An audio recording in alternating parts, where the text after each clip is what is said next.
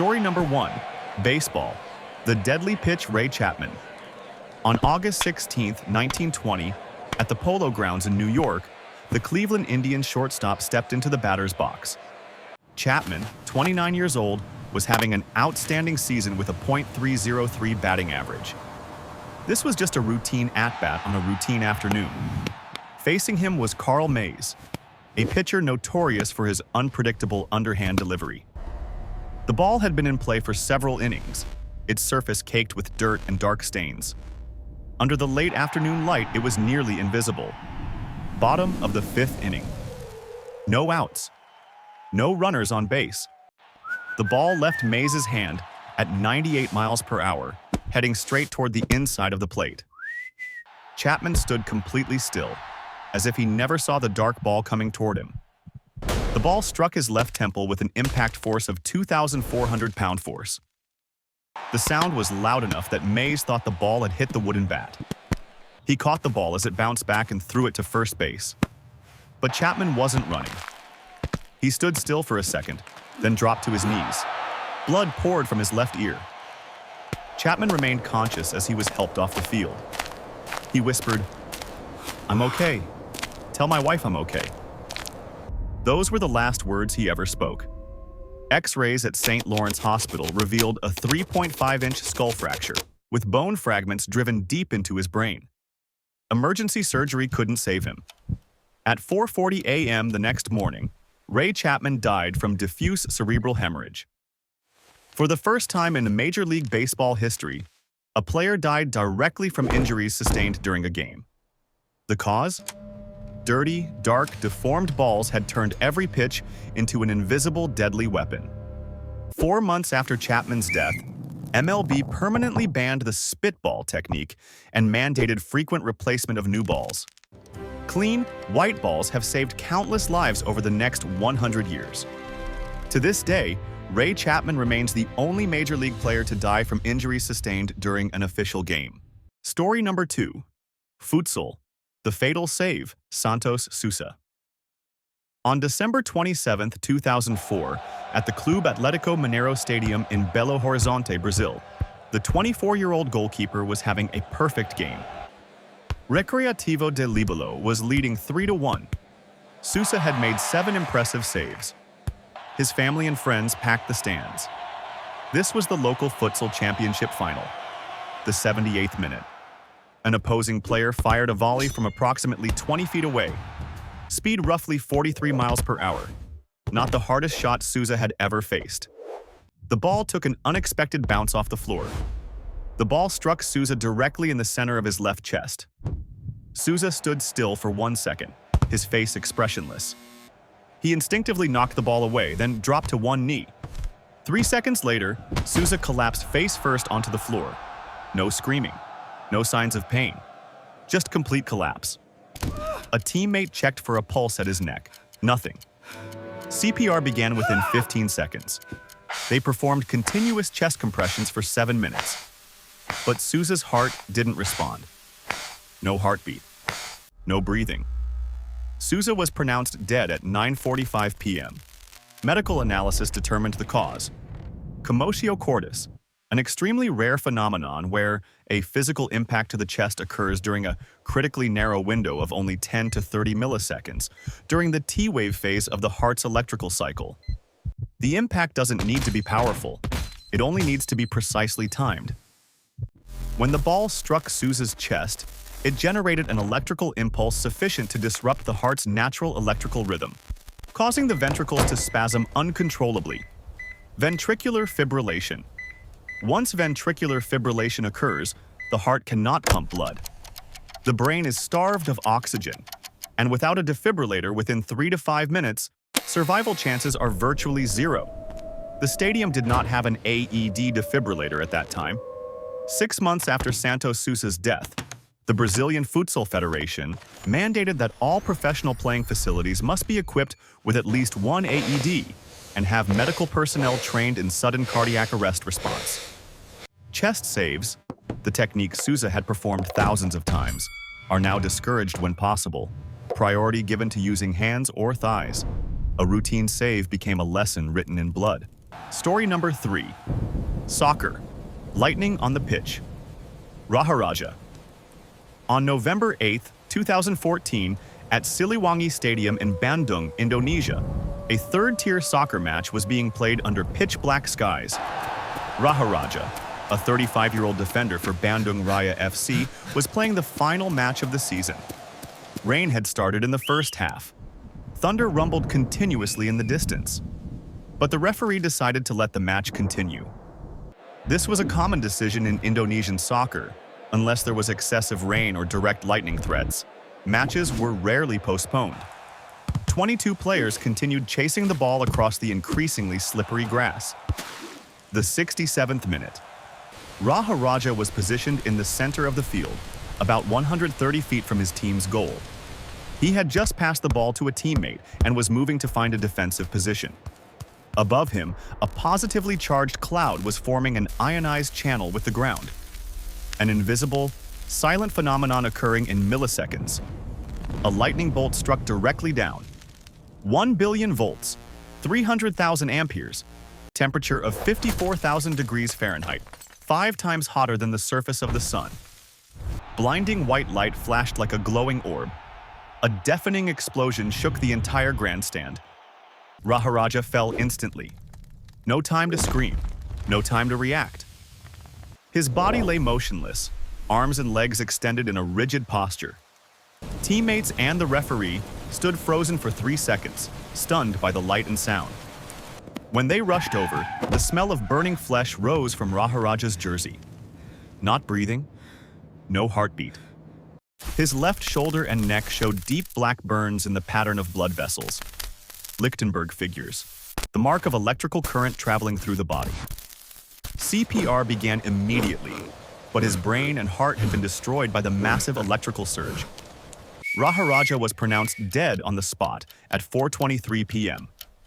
The electrical current from the lightning spread through the wet ground. 3 other players within a 33-foot radius were also shocked and collapsed. 1 suffered severe burns. 2 experienced temporary leg paralysis.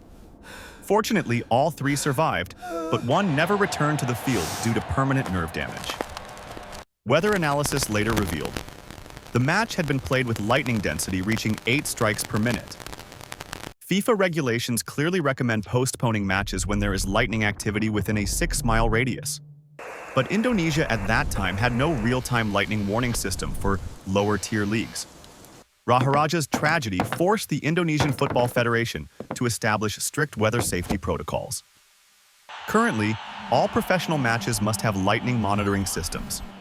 When lightning activity is detected within a 9-mile radius, referees are required to suspend the match and evacuate players to a safe indoor area for at least 30 minutes after the last lightning strike.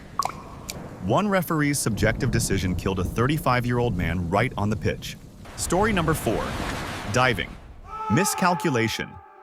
At 33 feet, Sergei Chalabashvili, on July 9, 1983, at the FINA World Championships in Guayaquil, Ecuador, the 21-year-old Soviet diver was preparing for his 9th dive from the 33-foot platform. Chalabashvili was renowned for his ability to execute perfect 3.5 rotation dives. 8 previous dives had been solid. The 9th was a reverse 3.5 somersault, one of the most difficult maneuvers in diving. Free fall time, 1.4 seconds. In that time, his body had to complete 3.5 backward rotations. 10:47 a.m. Chalabashvili stood at the platform edge, looking down at the blue water 33 feet below. 3 running steps. Powerful launch. Began the reverse rotation. The first 0.2 of a second. Perfect. Knees pulled tight to his chest. 1 rotation. 2 rotations. 3 rotations. At the 3.5 rotation mark, Chalabashvili opened his position 1/10 of a second too early. When his body opened, the rotational momentum hadn't fully redirected. His head angled back toward the platform. The distance from his launch point to the platform edge was only 5 feet. At a falling speed of 50 feet per second, that distance was no longer a safety factor. Chalabashvili's head struck the concrete edge. A heavy, dull thump echoed throughout the pool area. Other athletes jumped to their feet. His coach screamed and dove into the pool before his body even hit the water. Chalibashvili fell into the pool in a completely motionless state. The safety team pulled him to the surface within 5 seconds, blood streaming from a 4-inch gash on the back of his head. Eyes squeezed shut. No signs of consciousness. Airway blocked by water and blood. CPR started immediately, but witnesses knew from the way his head lolled to one side. The injury was too severe. CT scan at Guayaquil Hospital. Skull fractured in 3 locations. Widespread brain hemorrhage. Acute cerebral edema. Emergency surgery couldn't save him. The damage had caused irreversible injury to the brainstem, the area controlling breathing and heartbeat. Sergei Chalibashvili died the next morning at 6:17 a.m., never regaining consciousness. He was the first diver to die during an international competition since 1904. 3 months later, FINA issued new regulations. All platforms 25 feet and above must have edges, covered with rubber padding material at least 4 inches thick. The distance from the takeoff point to the platform edge increased from 5 feet to 8 feet. And coaches are now required not to allow athletes to attempt dives beyond their skill level under competition pressure. 1/10 of a second. That's all it took to turn skillful technique into tragedy. Story number 5. Speed skiing. Collision with machinery. Nicolas Bochatai. On February 22, 1992, at the Winter Olympics in Albertville, France, the 27-year-old Swiss speed skiing athlete was preparing for his second practice run.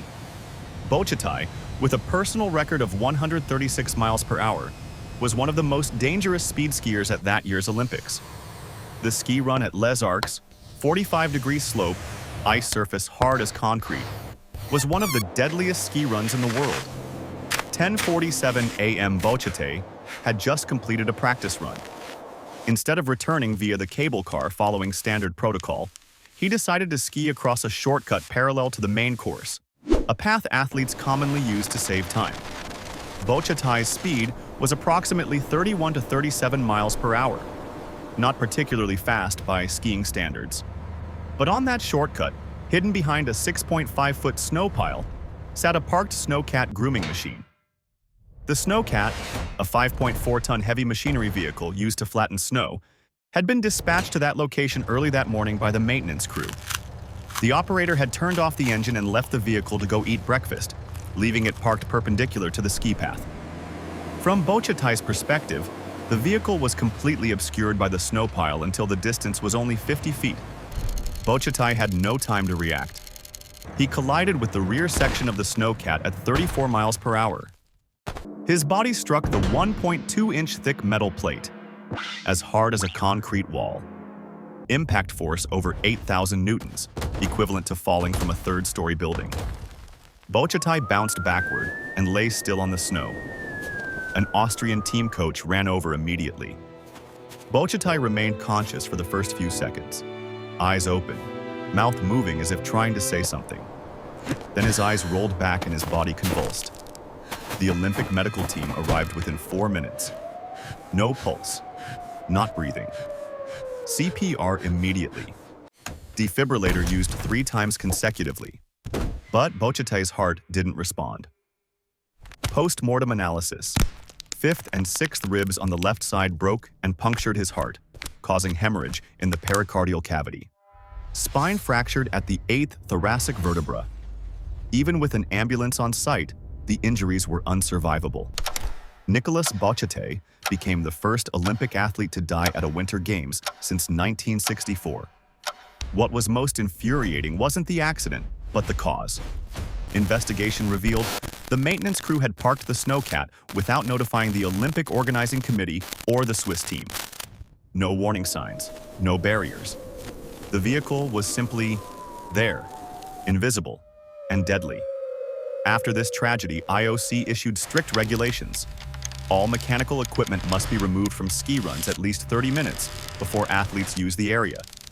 Two-way radio systems mandatory between maintenance crews, organizers, and coaches. All shortcuts must be visually inspected before each training session. These regulations have saved countless lives over the past 30 years. But they came too late for Nicolas Bochatai. Story number 6. Cycling.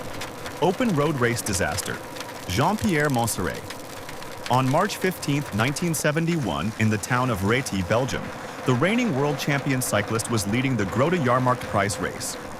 Montserrat, 22 years old, had won the rainbow jersey 5 months earlier, the symbol of world champion. This was the first time a Belgian rider wore the rainbow jersey competing on home soil since 1927. The race route wound through the narrow village roads of the Flanders region. Local residents stood right alongside the road to cheer. No barriers, no complete traffic police blockades. This was the traditional style of Belgian cycling. The boundary between spectators and athletes blurred to dangerous levels. Kilometer 58 of the race. Montserrat was riding at 32 miles per hour, leading the chase group by 30 seconds. His distinctive orange Flandria racing bike glided smoothly over the flat asphalt road. Ahead, a gentle right curve, then 650 feet further was an intersection. From the left side, a blue Opel Rekord was turning onto the race route. The driver, Aline Voets, 54 years old, had no idea that a professional cycling race was in progress. No one had notified local residents about the race route. No warning signs were posted at the intersection. Mrs. Voets was simply driving to the market following her weekly routine. As Mrs. Voets completed her turn onto the road, she looked right and saw an athlete in a rainbow jersey hurtling toward her. She slammed on the brakes. The distance was only 130 feet, not enough. Montserrat swerved the handlebars right, but at 32 miles per hour on a 17.6-pound racing bike, maneuverability was limited. His front wheel slid right, lost balance, then crashed into the right front corner of the Opel. Montserrat was launched into the air, his body rotating 180 degrees. Then his head struck the asphalt road with an impact force over 4,000 newtons. The thin leather cap, the standard helmet of the 1970s, shattered instantly. Montserrat lay motionless. Blood poured from his ears and nose. The riders behind sped past and shouted for an ambulance. The ambulance took 10 minutes to arrive, a shocking amount of time because there was no fast communication system. When the medical team checked, Montserrat had stopped breathing. CPR on the way to the hospital, no response. Jean-Pierre Montserrat was pronounced dead at 2:52 p.m., less than 2 hours after the race began. Cause of death: severe traumatic brain injury with diffuse cerebral hemorrhage. Skull fractured in 3 locations. The race organizers initially attempted to blame Mrs. Voets, but an independent investigation revealed she was completely faultless. Not a single warning sign was posted, and traffic police weren't even deployed to that section of road. 6 months later, UCI issued new regulations. All professional races must have complete traffic blockades at least 1,640 feet ahead of the lead group. Local residents must be notified at least 7 days in advance. Police vehicles must lead ahead to ensure no civilian vehicles enter the race route. A 22-year-old world champion died because of an unmarked intersection.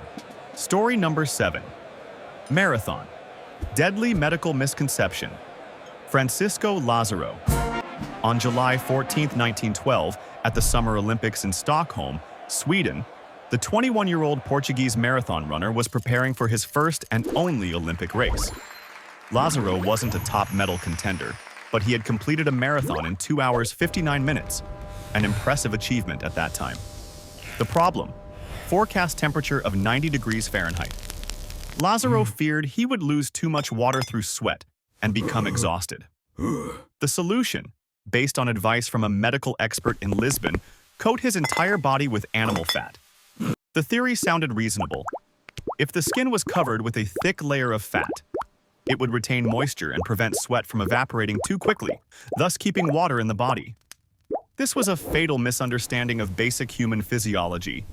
But in 1912, knowledge about body temperature regulation was primitive.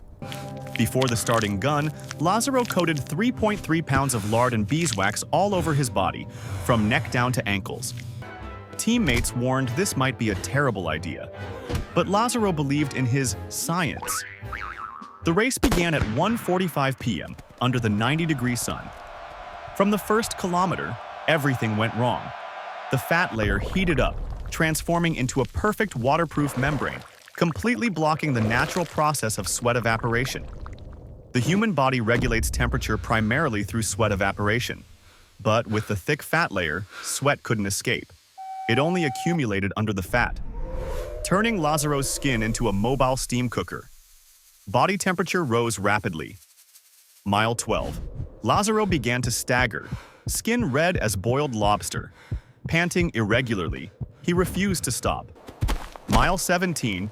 Lazaro fell for the first time. Stood up, tried to keep running, but his legs were no longer coordinated. Witnesses described him as running like a drunk person, a classic sign of late-stage heat stroke. Mile 19, just 7.5 miles from the finish. Francisco Lazaro collapsed a second time and couldn't stand up again. A Swedish police officer ran over. Lazaro lay face down, body convulsing uncontrollably.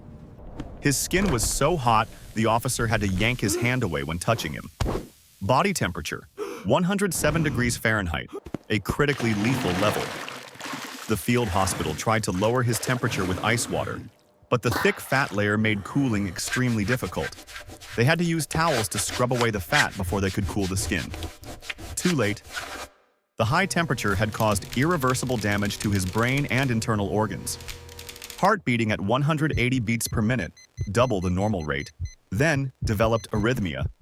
Liver and kidneys shut down. Even lowering the temperature couldn't save him. Francisco Lazaro died at 8:35 a.m. the next morning, less than 19 hours after starting the race.